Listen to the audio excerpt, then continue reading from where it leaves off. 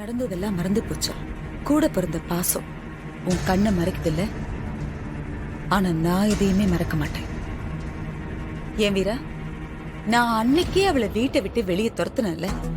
நீயும் மாறணும் மட்டும் பேசாம இருந்திருந்தீங்கன்னா இன்னைக்கு எந்த பிரச்சனையும் இருந்திருக்காது. அவ தப்பா அவ உணர்றதுக்கு ஒரு வாய்ப்பு கிடைச்சிருக்கும். ஆனா நீங்க 2 பேரும் சேர்ந்து வம்படியா அவளை வீட்டுக்குள்ள கொண்டு வந்தீங்க. அவ நம்ம வீட்டுக்குள்ள இருந்துகிட்டே என்னெல்லாம் காரியம் பண்ணான்னு நீ பார்த்தும் கண்டும் காணாம தானே இருந்த. அப்படிலாம் கண்டு காணாம இல்லம்மா. அதெல்லாம் நான் தடுக்கிறதுக்கு தான் ட்ரை பண்ணிட்டு இருந்தேன். இன்ஃபேக்ட் நான் அவகிட்ட அவ்வளவு சண்டை போட்டு இருந்தேன் வள்ளிமா. அதுக்காக நம்ம இப்போ மண்டபத்தை விட்டு வெளியில போடினே வெளியில அனுப்ப முடியுமாமா? எல்லாரும் முன்னாடி சொன்னா தேவையில்லாத பிரச்சனை தான் நான் அமைதியா இருக்கேன். ஏன் பண்ணா என்ன இல்ல பண்ணா என்னதான்னு கேக்குற. உனக்கு தெரியும்ல, கார்த்தியும் பிருந்தாவும் ஒருத்தர் மனசார விரும்புறாங்க. கல்யாணம் பண்ணிக்கிட்டு சந்தோஷமா வாழணும்னு ஆசைப்படுறாங்க. ஆனா இந்த கல்யாணத்தை நிறுத்தியே ஆகணும்னு கண்மணி கங்கணம் கட்டிட்டு சுத்திக்கிட்டு இருக்கா. அவளை பத்தி 4 பேர் முன்னாடி எடுத்து சொன்னா மத்தவங்களும் ஜாக்கிரதையா இருப்பாங்கல்ல. நம்ம மட்டுமே கண்ணுல விளக்கணையை ஊத்திட்டு அவ பின்னாடி சுத்திட்டு இருக்க வேணாம். வீரா, நான் ஒண்ணு மட்டும் சொல்றேன். உன் கண்மூடித்தனமான பாசத்தால நீ அவளுக்கு வக்காலத்து வாங்கி அவளுக்கு நல்லது பண்ணல, கெட்டதுதான் பண்ணிக்கிட்டு இருக்க. என்ன பாக்குற? ஆமா, நீ அவளை இப்படி காப்பாத்தி விட்டுக்கிட்டே இருந்தீனா அவ இன்னும் ஏதாவது பெரிய தப்பாதான் பண்ணுவா. அந்த தப்புல நம்ம எல்லாரும் மாட்டிக்கிட்டு வெளியே வர முடியாம ஒரு நாள் தவிப்போம்.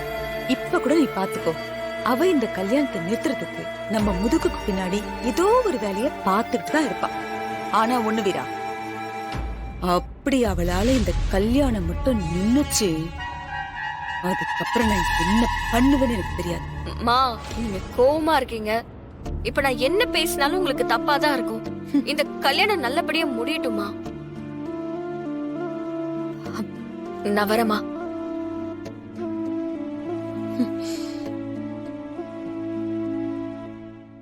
ஐயோ, என்னால அம்மா பொண்ணு மாதிரி இருந்த உங்களுக்குள்ள பிரச்சனை வந்துருச்சுல்ல.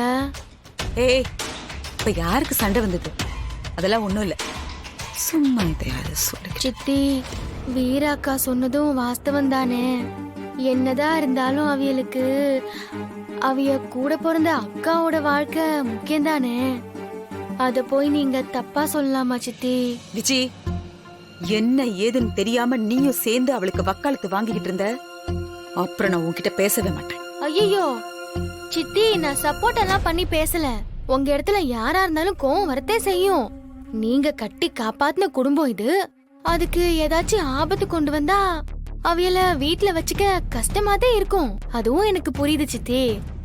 இருந்தாலும் வீராக்கா என்ன யோசிப்பாகன்னு தான் நான்